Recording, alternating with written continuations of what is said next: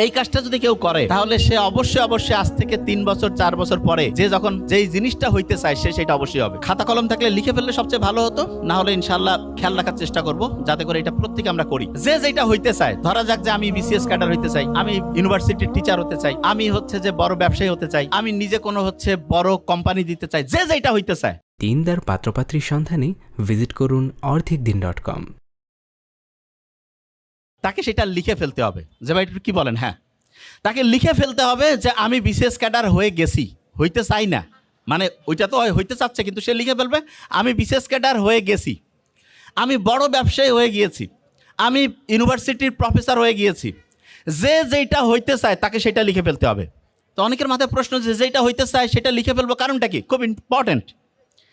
আমরা অনেক সময় এরকম একটা মন আছে না, এরকম একটা মানসিকতা আছে না যে আমি যখন এটা হব তারপরে এরকম হব। আচ্ছা অনেকে আছে না এরকম যে বিসিএস